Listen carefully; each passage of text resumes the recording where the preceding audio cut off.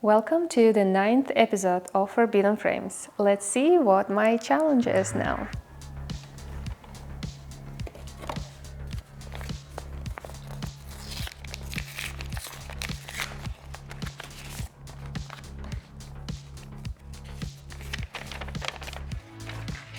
Alright, photography style focused on cinematic low-key boudoir. Preparation time. There is no preparation time. Challenge. For this session, you will have to create cinematic low-key images with the world's smallest 35mm camera. The camera has not been tested and only has a zone focusing system. The camera's light mirror is not working. Alright, time. You have only 90 minutes to complete the session.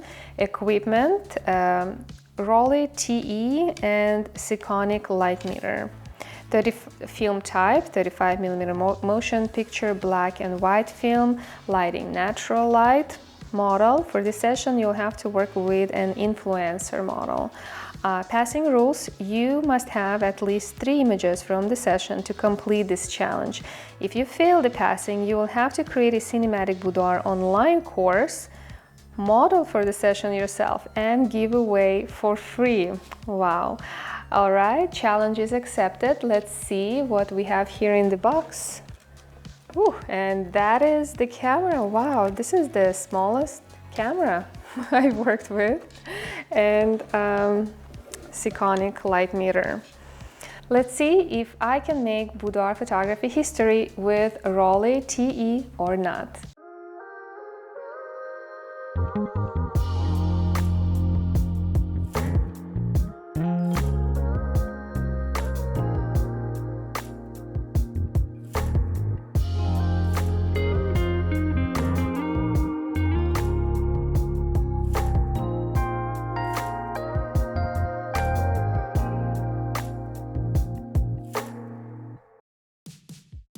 The Rollei 35TE is a 35mm viewfinder film camera renowned for being one of the smallest 35mm cameras ever produced.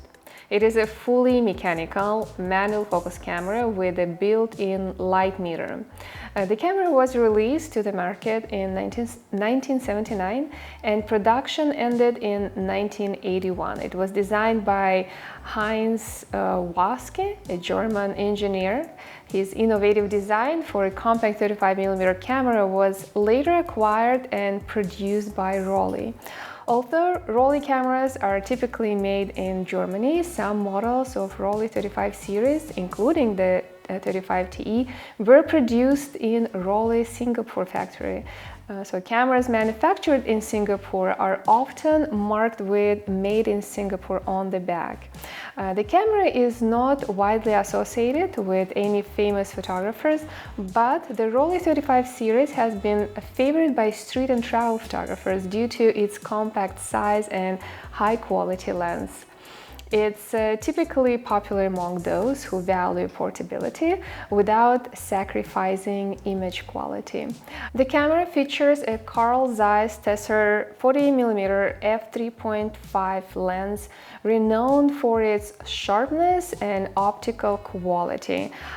Despite its compact size, the Rollei 35TE offers full manual control over exposure, making it ideal for photographers who enjoy the process of manual shooting. What's truly unique about this camera, besides its size, is that unlike many other 35mm cameras, the film is loaded from right to left, which can be unusual for users at first. While the TE model includes an electronic light mirror, the rest of the camera remains mechanical, making it more reliable and less prone to failure in challenging environments. The camera uses a Mallory PX27 battery type, which is not a usual battery for cameras and not widely available, by the way, but you can find them on Amazon. As of 2024, a well-maintained Rollei 35TE can range between $200 and $500. We're in the heart of Madrid, and today we're working with Rollei TE 35mm film camera. We have our lovely model Anna with us today, and we're going to do a shoot in the hotel. As far as our film, we are using a 200 ISO black and white motion picture film. So we're hoping to get some beautiful cinematic results with this film, but you never know. We got this film from a local film processing lab, so they promised us that we're gonna get some cool results, and I'm super excited about this shoot. We're in a beautiful hotel with a little bit low light, so we have to be very careful, and we will try to use as many practical lights as possible, and I will position my model closer to our window light. So let's get started. We'll start from this area over here, and I'm going to measure my light really quickly. So Yuliya is going to actually measure for me, so we will move faster. But let's start from this area right here, and I'm going to be standing over here, so maybe some, so either here or over here, all right? So we're gonna go for standing poses, and you can improvise, do whatever you feel like it works for that specific area. Anna is a professional model, so I completely trust you with posing, and that's going to save my time and actually move faster. Okay, so what's my shutter for here? 30th of a second at f4. 30th of a second at f4. Okay, so let me adjust my aperture to f4, and I will go with 60 of a second shutter speed then. This camera has 40mm lens, and we will use zone focusing with this camera. So I'll constantly have to measure the distance between my camera and my subject. All right, so let me see how far you are from me. 1, 2, 3, 4, 5, 6, 7, 8, 9. So approximately 9 feet away from my subject. Probably a little bit over here. Should I face the light? Yes. Okay.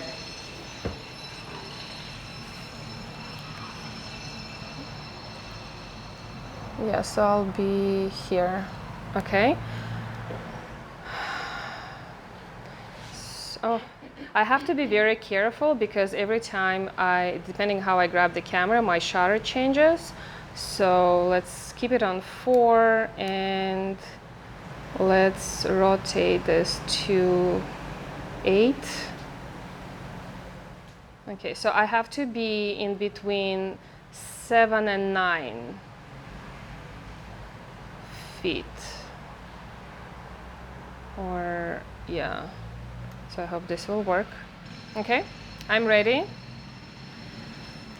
Do you mind counting this for me again? I don't really know how.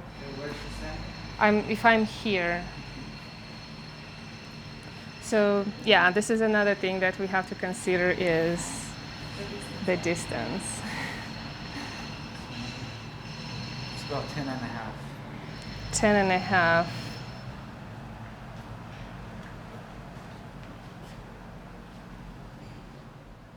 So I have to be between 9 and 11. Yeah?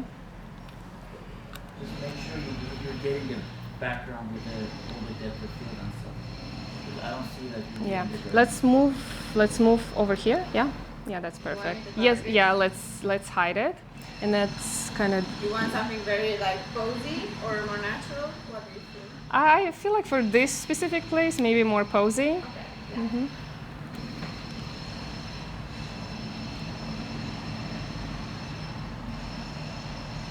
Okay, let me advance the film. I did already. Oh, you did, okay. Okay, lower your, maybe like position your arm here, yeah. Okay, perfect. 1, 2, 3. Okay. I'll do one more time.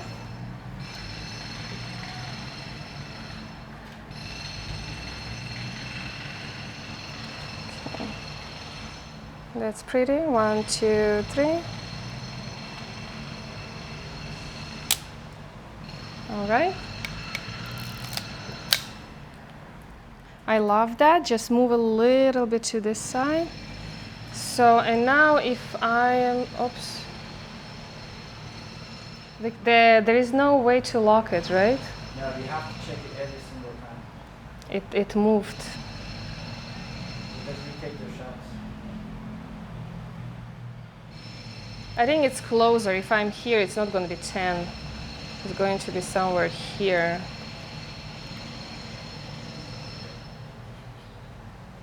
So it's going to be between 7 and 10. Okay. Double check your settings. Okay. 60 of a second. It just automatically shifts. Okay. 1, 2, 3. Okay, nothing moved. Yeah, I like that. Yeah, that's perfect. Let me try to capture this. Make sure I'm not in the reflection. Yeah, I like that pose. Only if we move maybe this to the side.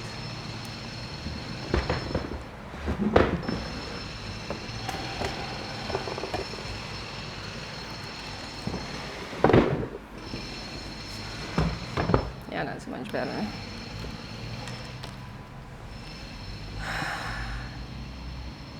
Wow, this is really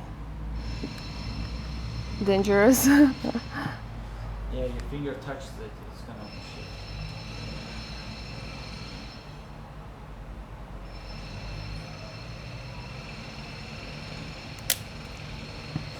Hold it us. I'm gonna count again. 1, 2, 3, 4, 5, 6, 7, 8. I'm at 8.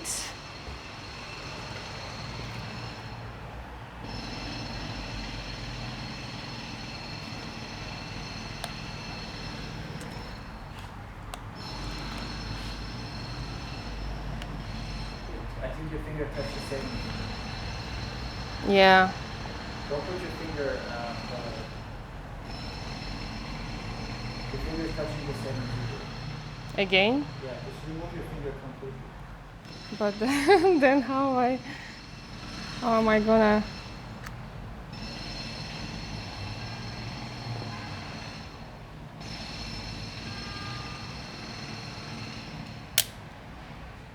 Okay, I'm going to move to this side now.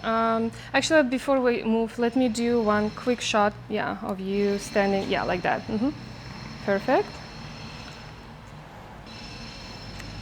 Your finger is on the setting with your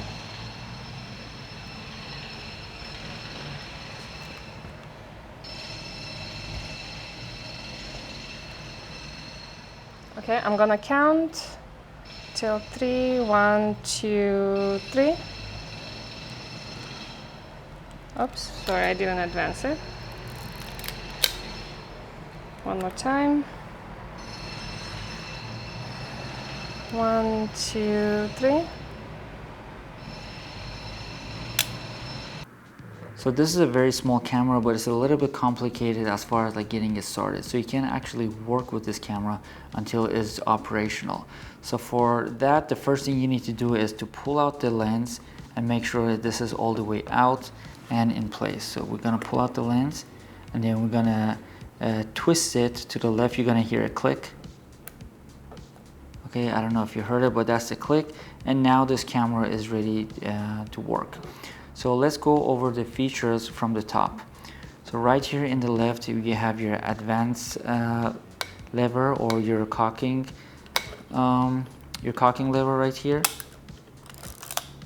And you gotta go all the way, it like extends all the way over here. And there it is. That's how you advance the lever or advance the film. Over here you got your battery. So the battery has a little lock over here, so you're gonna have to press this in the back for the battery to come out. And you push it to the right. Let me show you right here. You push this to the right, the battery pops out. And this is a PX, it's a Mallory battery, PX27. It's not easy to find. And I guess this light mirror is not working, so there was no point of me buying this. But I tried several batteries and not a single one worked. I tried doing many things and nothing worked pretty much. But I finally decided to just buy the battery. It was like 20-something dollars, I believe. And it doesn't work. So yeah, waste of money. This session was unique because I had a great location with lots of depth, a gorgeous professional model who is also a photographer, and a beautiful 35mm black and white motion picture film that was a gamble since I bought it on the street of Madrid. Everything was set for a great photo session, I would say. The environment was very low light, which suited my goal of creating low-key images. However, the Rollei TE presented some challenges. The first challenge was that there was no easy focusing system, so I had to rely on zone focusing and estimating the distance from the subject to my camera. Fortunately, the camera came with a reliable 40mm Zeiss lens, which kept the subject in a very good focusing range. The second challenge was the camera's small size, which made it difficult to hold properly. The aperture and shutter settings were located at the edge of the camera, and they would turn with just a slight touch. So I had to constantly check if my settings were correct. The third challenge was the low lighting, which turned out to be a blessing actually. I shot a couple of shots underexposed to achieve the low-key image style and to avoid camera shake blur. However, I underexposed my images to stop lower than I planned to do, which actually gave me the exact look I was going for. It was a risky decision, but it paid off. By far, this is my favorite session, and I'm the happiest with these final images compared to any other I've created so far. I think from now on, I will primarily use 35mm motion picture film because of its higher dynamic range. If I could go back to the same location and work with Anna again, I would bring a few more rolls with me to capture more images. Of course, these challenges always leave me wishing for more, for more time, for more rolls and more preparation, which is the bittersweet aspect of them. Oh, this is great. This looks really nice.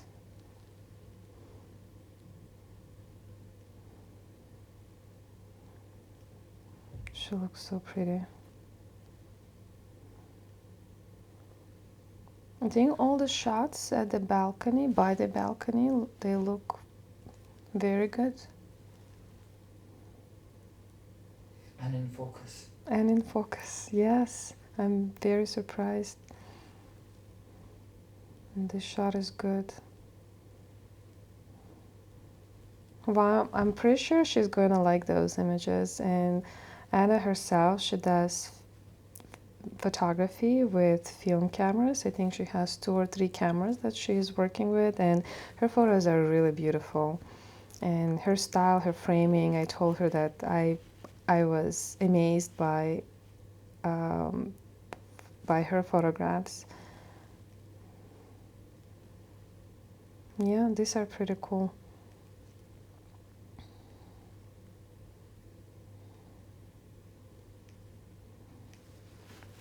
Yeah, I'm very happy with the final result of this session.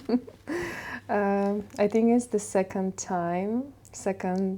my second session with the film camera that I'm absolutely happy with the final result. So, yeah.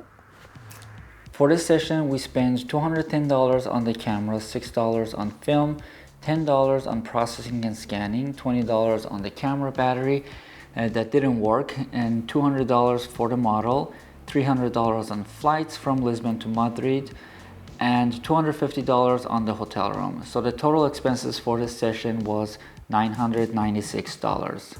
What I learned most from the session is that size doesn't matter. I got the best result with the smallest camera. I'm proud to say that today we made boudoir history. Here is the final images I selected for our upcoming book, Forbidden Frames, 100 years of recreated boudoir photography history. Don't forget to visit BIB TV to watch the complete behind the scenes of the session. It's now available on Forbidden Frames Season 1. I see you next week with another camera, another model, and another location. Believe in boudoir.